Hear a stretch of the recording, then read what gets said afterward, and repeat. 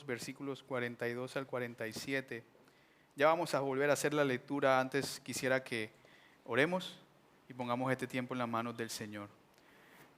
Padre, gracias te damos nuevamente. Primero por la oportunidad que tú nos das de estar en comunión los unos con los otros, comunión contigo, de poder animarnos los unos a otros como tu palabra nos ordena a hacerlo. Hoy, miércoles, mitad de la semana, mitad del estrés laboral, mitad del estrés de nuestras vidas personales, pero aquí estamos, Señor, cumpliendo con el compromiso de reunirnos, de congregarnos y de venir a adorarte ante todo.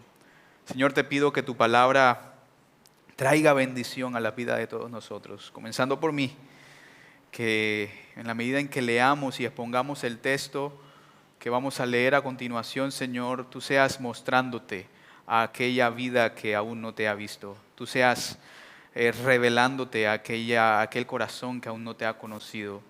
Que tú seas, Señor, quitando la venda de aquellos ojos que aún no te ven con claridad. Y si alguien aquí está con dudas, porque quizás te ha visto como Job de oídas, Padre, revélate completamente a esa persona.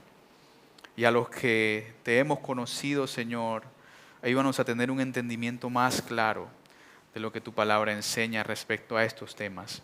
En el nombre de Jesús te damos gracias. Amén. Hechos capítulo 2, versículos 42 al 47 dice la palabra del Señor. Leo la Biblia de las Américas, dice: y se dedicaban continuamente a las enseñanzas de los apóstoles, a la comunión, al partimiento del pan y a la oración. Y sobrevino temor a toda persona, y muchos prodigios y señales se hacían por los apóstoles. Todos los que habían creído estaban juntos y tenían todas las cosas en común. Vendían todas sus propiedades y sus bienes y los compartían con todos, según la necesidad de cada uno. Día tras día continuaban unánimes en el templo y partiendo el pan en los hogares, comían juntos con alegría y sencillez de corazón, alabando a Dios y hallando favor con todo el pueblo. Y el Señor añadía cada día al número de ellos los que iban siendo salvos.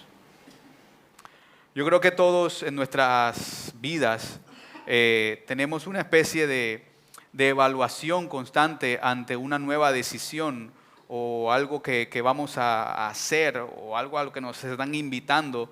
Yo creo que lo primero que nos preguntamos es ¿qué se requiere de mí en esto que me están pidiendo? Y lo otro es ¿qué puedo esperar yo a cambio? Lo que en economía se conoce como el retorno de la inversión que voy a hacer en este caso. Esto usualmente lo hacemos en nuestro trabajo. Si tenemos una oferta laboral, uno evalúa, bueno, ¿qué me están pidiendo aquí? Yo soy capaz de hacer esto. Y después miramos, ok, ¿cuánto me van a pagar? ¿Qué voy a esperar yo a cambio de esto? Con nuestras finanzas también lo hacemos cuando vamos a hacer una inversión en algo en nuestros hogares. Evaluamos, ¿no?, los contrapesos, si es muy costoso, si es muy barato. A largo plazo sale más económico comprar el más caro o el más barato. Todas esas decisiones también ese tipo de pensamiento suele pasar también con la iglesia. Muchas veces cuando se nos propone hacer, por lo menos pensando en este servicio de los miércoles, vamos a hacer un servicio de los miércoles del 1 de octubre. Yo creo que todos hicimos en la mente, así sea de manera inconsciente, hicimos la evaluación de riesgo-beneficio, qué tiempo se requiere de mí para esto, cuánta energía debo emplear yo para asistir a este servicio, qué recursos también se esperan de mí en este caso. Y a la vez pienso en las inversiones, ¿no? Eso es lo que esperarían de mí, pero pienso en las inversiones o el retorno de esa inversión de tiempo, energía y recursos como en sentido de bendiciones. ¿Qué bendición puedo yo esperar al asistir los miércoles, un nuevo servicio a la iglesia? ¿Qué crecimiento puedo yo tener al incluirme en este plan de evangelismo que van a lanzar? ¿Qué frutos puedo yo esperar a cambio de servir allá en la puerta con los hermanos, con los sugieres y recibir a las personas? Cosas así también lo pensamos, aunque sea de manera inconsciente. Y estas son preguntas que son humanas. Pero la palabra del Señor nos invita a ver esta misma dinámica de las inversiones, del retorno, de qué se espera de mí y qué puedo yo obtener a cambio. Esta dinámica la Biblia nos invita a verla a través de un lente divino, un lente que de alguna manera, este es un término económico, este lente divino nos trasciende la lógica del mercado. Y la analogía más profunda y orgánica que la Biblia nos da para esto es la analogía de la siembra y de la cosecha. El principio que va a guiar esta reflexión que vamos a tener en esta noche es justamente ese. El que siembra de manera abundante, ciega de manera abundante. Nuestra vida en la iglesia no es una transacción, sino una siembra deliberada en el campo de Dios. Y Dios promete honrar nuestra fidelidad con una cosecha gloriosa. Eso es básicamente nuestra tesis inicial para esta noche. Y para entender un poco mejor esta analogía de la siembra y de la cosecha, el Espíritu Santo inspiró creemos que al apóstol Lucas para escribir el libro de Hechos. Y Lucas en este pasaje que acabamos de leer, de alguna manera capturó una foto instantánea del estado de la iglesia en ese momento que nos sirve a nosotros hoy como un retrato vívido de la iglesia primitiva. Este es el pasaje que acabamos de leer en Hechos capítulo 2, versículos del 42 al 47, un pasaje que nos muestra a la iglesia en el estado más puro y potente. Y de alguna manera este estado de esta iglesia nos sirve a nosotros hoy como un modelo eterno. Entonces, a lo largo de esta exposición breve, lo que quiero es que exploremos que es un modelo apostólico, pero para nosotros poder entender cómo sembrar fielmente y cómo cosechar la bendición de Dios. En ese sentido vamos a usar la misma analogía. Vamos a hablar primero de la semilla, que en este caso es la semilla de la verdad, el terreno en donde se siembra tal semilla, que en este caso es la comunidad cristiana en donde Dios nos ha puesto. Y lo último que vamos a mirar es la cosecha que Dios ha prometido. Y todo eso lo vemos en la instantánea que tomó Lucas y que nos narró acá. Vamos a hablar entonces de la semilla. Y es lógico empezar por la semilla porque no hay cosecha si uno no siembra. Así que toda siembra exitosa tiene que comenzar con una semilla, pero no con cualquier semilla. Si usted ya probó un mango que salió, no sé de mango, de qué otra fruta puedo hablar. Un limón que usted lo exprimió y no botó, le decimos tripudo, no sé cómo se le dirá. No botó agüita el limón. Y usted coge la semillita de ese limón y la siembra, vas a esperar limones igualitos, muy probablemente, ¿no? En cambio, el limón que sí bota el poco de jugo, ese, guárdame la semillita. Bueno, en mi casa a veces teníamos un patiecito en la parte de atrás, muy pequeño, pero mi mamá era obsesionada con sembrar aquellas fruticas así que medio le salían buenas. Entonces alcanzamos a tener una mata de yuca, es un pedazo muy pequeño, una mata de yuca, un palo de limón, un palo de mango. El de mango no sobrevivió a 3 varones jugando fútbol, pero eso es como comienza toda cosecha exitosa, con una buena semilla, una semilla de la más alta calidad. En la vida de la iglesia, que es de lo que nos está hablando el texto que acabamos de leer, la semilla primordial es nuestra relación vertical con Dios. Decimos vertical porque es la relación individual que nosotros tenemos con Dios. Y es una relación, hermanos, que se cultiva a través de estar inmersos en la verdad de Dios. ¿Y qué es la verdad de Dios? Sino la doctrina y la comunicación constante con Él, que es la oración. Ese es de alguna manera, aquí hay biólogos creo, las semillas tienen ADN. Bueno, el ADN de esta semilla que estamos sembrando es doctrina y oración. Es lo que está dentro. Lucas describe el compromiso de la primera iglesia, de esta que acabamos de leer en el versículo 42, cuando dice: y perseveraban en la doctrina de los apóstoles, en la comunión unos con otros, en el partimiento del pan y en las oraciones. La estructura en la que Lucas pone este compromiso, de alguna manera revela como 2 especies de pares conectados. No sé si usted leyó bien.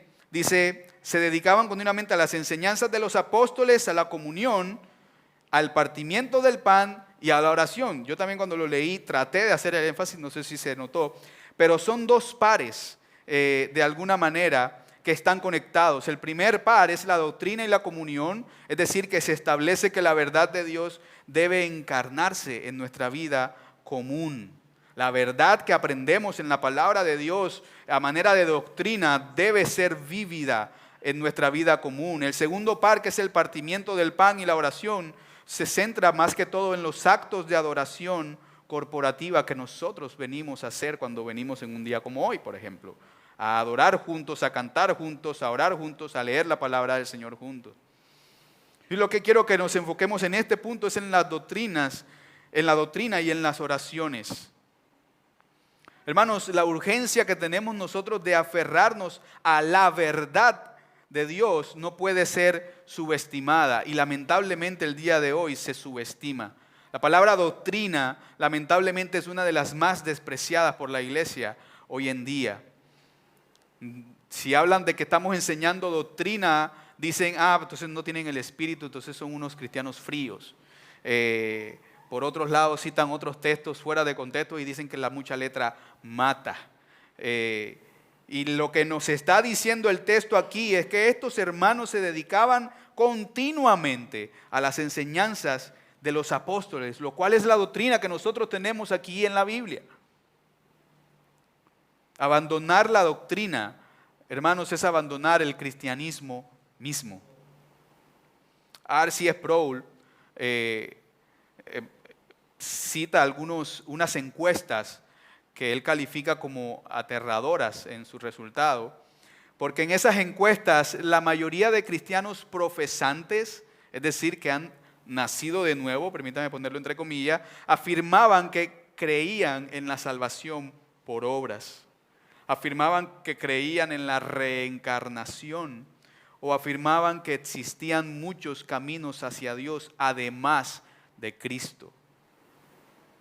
La conclusión de R.C. Sproul cuando lee estas encuestas y estos resultados, y lo voy a citar textualmente, es la siguiente: no existe un cristiano lleno del Espíritu Santo que descuide el estudio de la palabra de Dios. No existe un cristiano lleno del Espíritu Santo que descuide el estudio de la palabra de Dios. Se nos insta en este texto a seguir el modelo de esta iglesia que perseveraba en la enseñanza, que es la palabra doctrina, en la doctrina de los apóstoles. Perseverar en esa doctrina y en las oraciones significa un compromiso continuo y diligente. No es como un deber pesado que nosotros debemos llevar, sino este es el medio por el cual la iglesia de Dios se nutre, por el cual se alimenta, por el cual la verdad de Dios se arraiga, se ancla al corazón de esta persona, y es el medio por medio del cual el corazón del hombre se alinea con el corazón de Dios. ¿Tú quieres saber cuál es la voluntad de Dios para tu vida? Lee tu Biblia. A eso nos referimos cuando decimos que nuestro corazón debe estar alineado con el corazón de Dios. Nuestro deber entonces es sembrar sin cesar la semilla de la palabra de Dios primero en nuestras mentes. Porque muchas veces esta analogía de la siembra y de la cosecha se usa para el evangelismo para afuera. Y soñamos, ¿no?, con llevar la semilla del evangelio y esparcirla por todo el mundo. Hermano, pero ¿qué tal si primero te siembras la semilla en tu propio corazón y en tu propia mente? ¿Qué tal si primero te predicas el evangelio a ti mismo? Es nuestro deber entonces sembrarnos la palabra de Dios y sembrar nuestras peticiones y nuestras alabanzas en la presencia de Dios en oración. Ahora bien, esto es la semilla, pero yo puedo tener la semilla de la más alta calidad. No sé, pierdo la cuenta de cuántos mangos sabrosos me he comido y la semilla terminó en la basura. De nada sirve esa semilla. De nada sirve esa semilla. Una semilla, por más poderosa que sea, no puede dar fruto si se queda ahí en el granero. Pues sí, los que tienen finca. Debe ser plantada en un terreno fértil la semilla. Debe ser plantada en un terreno fértil. ¿Para qué? Para que pueda germinar, para que pueda crecer y para que pueda en última dar fruto. Y por eso el segundo punto que vamos a mirar es el terreno. ¿El terreno de qué? El terreno donde esa semilla se siembra. Si estamos hablando de que nosotros debemos sembrar sin cesar la semilla de la palabra de Dios en nuestros corazones, entonces el terreno debe ser la comunidad. La doctrina y la oración de la que el apóstol Lucas está hablando aquí en este texto que acabamos de leer no están destinadas a estar en aislamiento como estuvimos durante el tiempo del COVID. No, más bien deben germinar y florecer en un terreno rico y fértil que es la vida corporativa en la iglesia. La palabra que se usa aquí es la palabra koinonía. Koinonía. Y esta palabra es griego y significa más que simplemente un compañerismo casual de vamos a tomarnos una tacita de café juntos. Es más que eso. Más bien describe una profunda participación en una vida común, una unión espiritual que hace que la verdad creída se manifieste en amor vívido. Mira lo que dice los versículos 44 al 45 de Hechos 2, que es donde sacamos esto. Porque la imagen que nos deja Lucas es la imagen de la koinonía en acción. Dice, leo Reina Valera, todos los que habían creído estaban juntos y tenían en común todas las cosas y vendían sus propiedades y sus bienes y los repartían a todos según la necesidad de cada uno. Si esta fuera otra iglesia, este pasaje fuera el pie de lucha para decirles, hermanos, ahí está escrito. Todo lo tenemos que tener en común. Pero este pasaje ha sido trágicamente malinterpretado. Trágicamente. Se nos ha incluso, este pasaje yo no sé cuántas veces lo he escuchado citado. Yo soy muy activo y eso es un pecado. En X. Y en X es una red social más que todo política, ¿cierto? Muchas ideas políticas se ven ahí. Y en nuestro país, ¿cómo se dice? Parcializado, polarizado, esa es la palabra que estaba buscando, polarizado. Es normal ver una opinión que defiende al actual gobierno, que defiende de pronto el gobierno de Venezuela, que defiende el gobierno de Nicaragua, que defiende el gobierno de Cuba, etc. Y yo no sé cuántas veces a ese tipo de personas le he escuchado este pasaje. Citan este pasaje como diciendo, la base del comunismo está en la Biblia. No, no, este pasaje no está hablando de comunismo. Este pasaje no está diciendo que nosotros por ser cristianos tenemos que tener todas las cosas en común. Si usted tiene una casa, hermano, entonces en esa casa también es mía. Y yo me voy a dormir allá hoy. No. Esto no fue un sistema económico impuesto a la gente. Y esa es la diferencia con el comunismo. Esto fue, en palabras del pastor Jacob, una explosión de generosidad voluntaria y radical. Y ahí está la diferencia. Fue el amor y no la ley lo que impulsó a estas personas a tener todas las cosas en común, a vender sus propiedades y repartirlas entre todos según la necesidad de cada uno. Fue el amor. No fue la ley lo que los obligó a hacerlo. Usted va a la muy hermosa Cuba hoy en día y la ley es la que te impone lo que debes hacer, cómo lo debes hacer, si debes vender, en cuánto lo debes vender, si vas a comer, cuánto debes comer.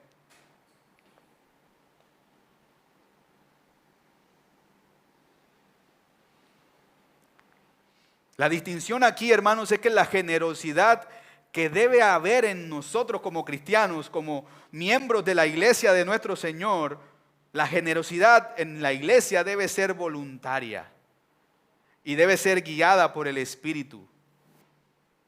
Al contrario, el socialismo, el comunismo, como le quieran llamar, es impuesto por el Estado. Y por eso es coercitivo y destructor del alma. Más adelante ahí en Hechos 5 encontramos al apóstol Pedro diciéndole a un tal Ananías que había vendido su propiedad: ¿no te pertenecía la tierra antes de venderla? Y una vez vendida, ¿no estaba el dinero a tu disposición? Dando a entender y dejando claridad de que el pecado de Ananías no fue retener la tierra, retener el dinero, sino haber mentido en primer lugar.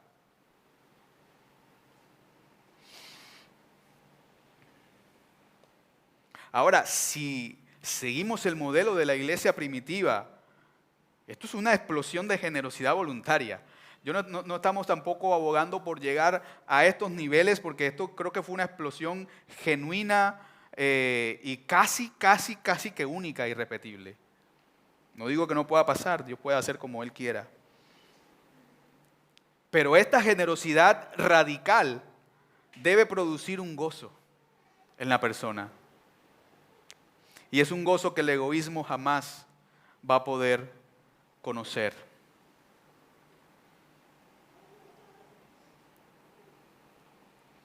Recordemos que el Señor Jesús nos habló y nos dijo que es mucho más bienaventurado dar que recibir.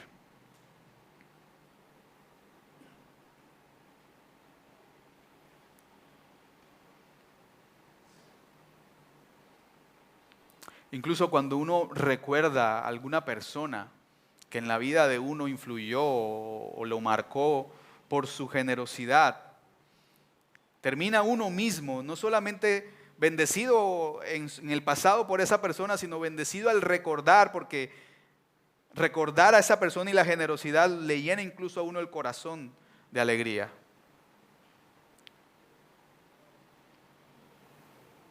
Pero ese no es el espíritu que gobierna el mundo allá afuera. Hay un espíritu de egoísmo, hay un espíritu de acaparamiento, hay un espíritu de ten más, compra más, acumula más.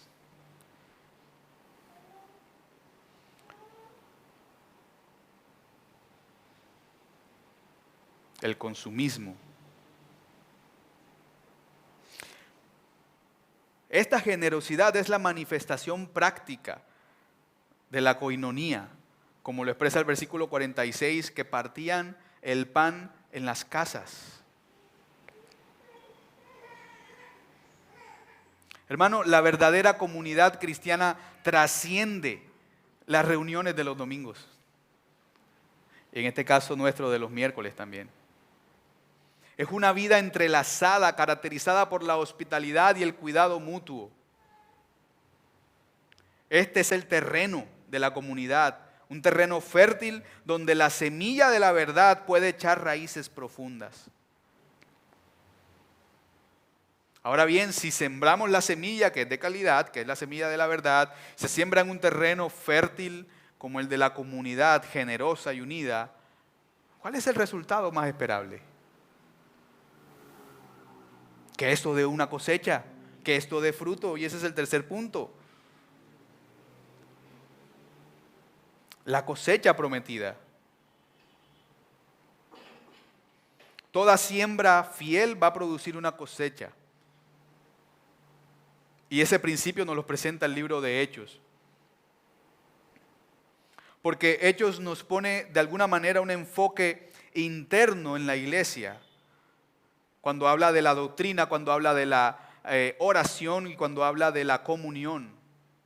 Pero nos dice que ese enfoque interno va a producir un resultado externo, según el pasaje que acabamos de leer. Por tanto, la cosecha que Dios da después de esta siembra en este terreno es de alguna manera multifacética. Hay una cosecha interna, hay una cosecha externa, pero también hay una cosecha divina. La cosecha interna es que la vida de la iglesia, según el texto, estaba marcada por la alegría y la sencillez de corazón. Una especie de alabanza constante a Dios. Nótese el contraste con cómo se ve hoy en día a cristianos, a los cristianos de iglesias como esta. Se nos tilda de amargados, se nos tilda de fríos. Ahora la pregunta es, ¿no estamos dando realmente esa imagen también? Porque puede ser que sea así, que nosotros realmente estemos dando esa imagen, cuando la imagen que debiéramos dar es de alegría y sencillez de corazón.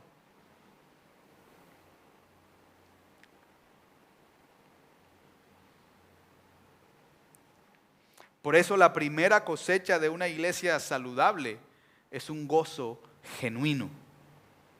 Y ese gozo debe brotar de la presencia de Dios. La cosecha externa es que el impacto que tuvo este gozo genuino en el mundo fue doble y paradójico. Porque por un lado, según el texto, sobrevino temor a toda persona. Sobrevino temor.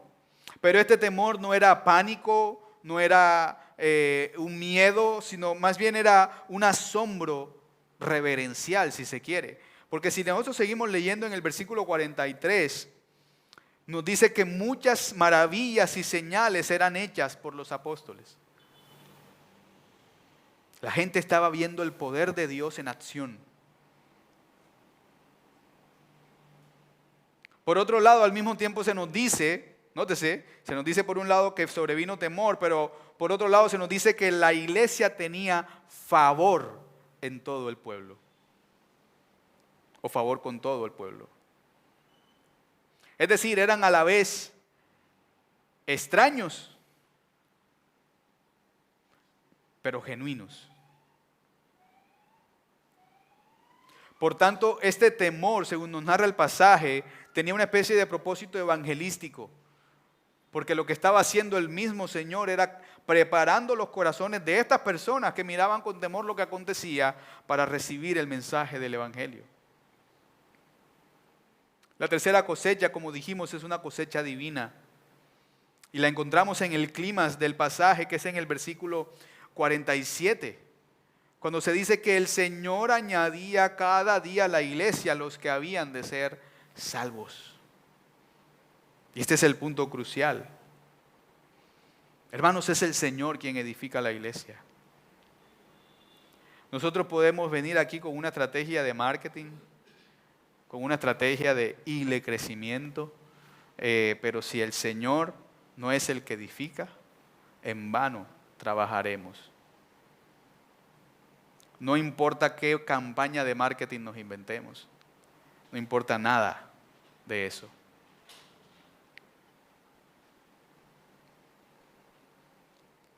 Esta verdad que acabamos de revisar acá es el antídoto contra todas esas cosas que muchas veces escuchamos de otros lados, de otros hermanos cristianos. Así como hay esquemas para hacerse rico económicamente, también hay especies de esquemas para hacerse rico espiritualmente, lamentablemente. Pero esto que leemos aquí es el antídoto para eso. Dios no promete un éxito explosivo. Dios no promete que si haces esto, mañana la iglesia va a estar llena. Este culto de los miércoles es un buen ejemplo. Comenzamos arriba, en asistencia me refiero, porque desde el púlpito siempre hemos estado arriba. Y segundo, tercer domingo, miércoles, semana, la asistencia empezó a decaer. Y de alguna manera hoy es una respuesta a oraciones también. Vinieron varios. Yo me alegro mucho con todos los que vinieron hoy. Pero Dios no promete un éxito explosivo. Si nos hubiéramos dejado llevar por el declive de la asistencia, quizás hubiéramos pensado, ¿para qué vamos a seguir haciendo el servicio?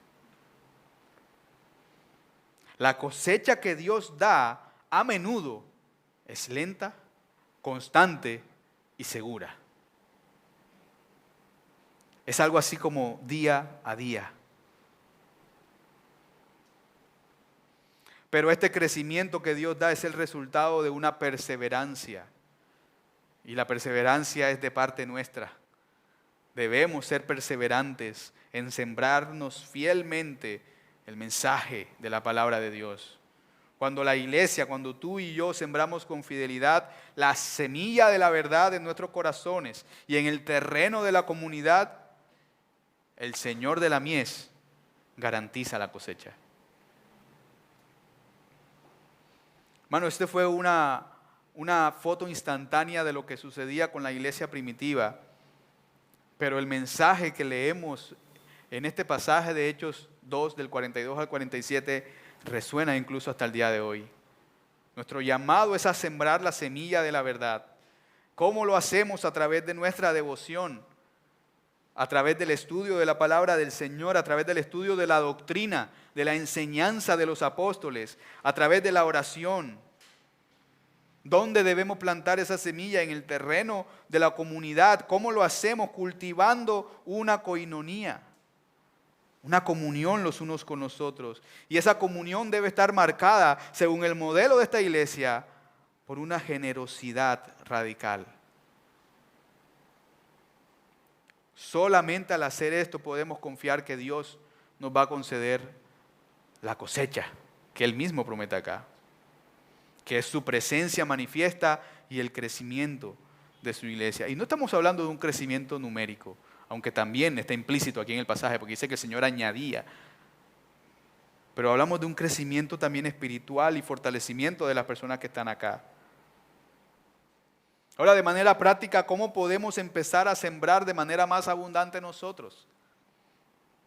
Lo primero es invertir de manera abundante en nuestra adoración. Y aquí el llamado, hermanos, es a hacer de la adoración pública una prioridad innegociable. ¿Qué es eso de adoración pública? Es momentos como este. Hacer de la reunión de los miércoles, hacer de la reunión de los domingos del servicio dominical, hacer de la reunión de las damas cuando se reúnan, hacer de la reunión de los jóvenes, hacer de todos los llamados a reunirnos juntos de manera pública una prioridad no negociable. No verlo como una obligación, sino más bien verlo como el lugar principal donde la iglesia se reúne para sembrar y para ser nutrida por la doctrina y por las oraciones de los demás. Es en la iglesia donde nosotros mayormente nos realineamos con la verdad. Y es en la iglesia donde solamente puede pasar que nos unimos en una sola voz al cantar y al orar. Lo segundo es invertir de manera abundante también en la comunión. Invertir en la adoración e invertir en la comunión. Consejos prácticos para esto es no apresurarse a salir apenas se acaba el servicio el domingo. Yo sé, hay hermanos que se lo toman muy en serio. Y toca apagar la luz. Sí. Pero una invitación, hermanos, es a quedarse, a conversar, a participar, a invitar.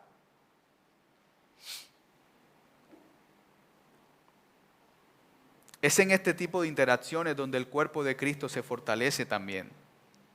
Pero a la vez aquí hay un peligro. A la vez aquí hay un peligro.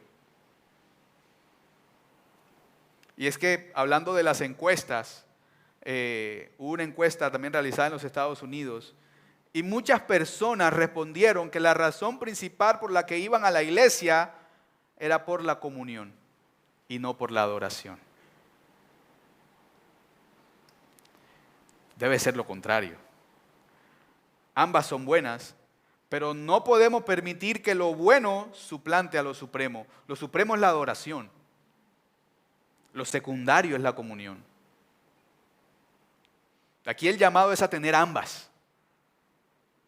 Tanto de hacer de la adoración una prioridad, como hacer de la comunión, ver la comunión como algo bueno.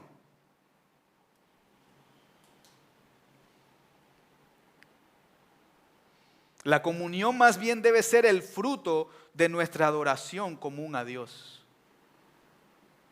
En ese sentido, no es lo mismo que usted venga a adorar aquí en la iglesia y después se vaya a tomar un tintico con los hermanos, a que usted falle el domingo a la iglesia o falle el miércoles y el jueves se reúna con 2 o 3 hermanos a tomar un cafecito, lean la palabra y oren juntos. No es lo mismo.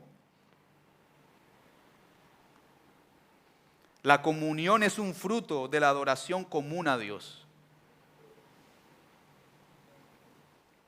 Y por eso decimos que nuestra relación vertical con Dios siempre debe ser la fuente de nuestras relaciones horizontales con los demás.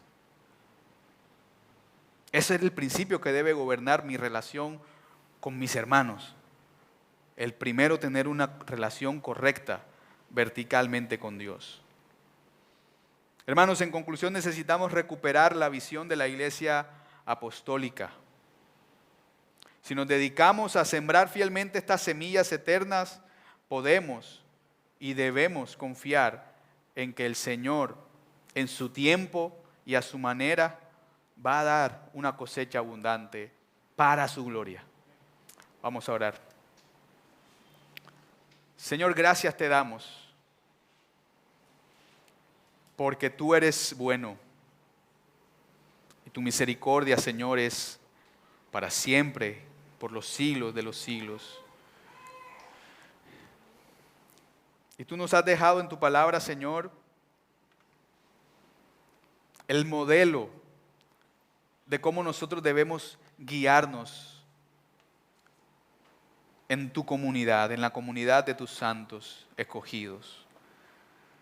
Señor, ayúdanos a meditar en estas palabras que están en Hechos 2, del 42 al 47. Ayúdanos, Señor, a masticarlas, a estudiarlas, a concluir, Señor, de acuerdo a estas palabras, conforme a lo que tú nos guíes.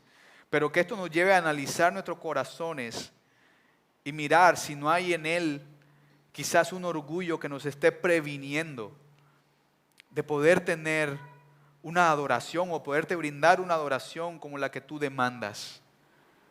Si no hay un orgullo en nuestro corazón que esté previniendo de poder tener comunión con nuestros hermanos como la que tú nos pides acá en este pasaje.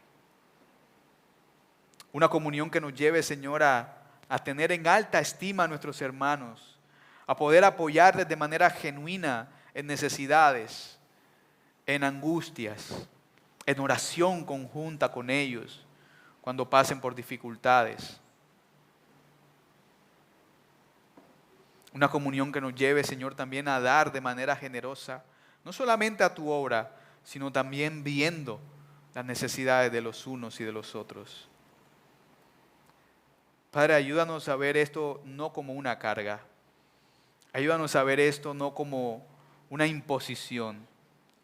Tal como sucedió en esta iglesia primitiva, Señor. Ayúdanos a ver esto como una expresión del amor que tú nos has dado primero a nosotros.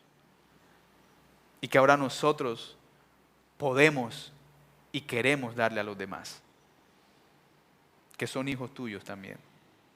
Gracias te damos, Señor. Al salir de este lugar, llévanos con paz y en bien a nuestros sitios, a nuestros hogares.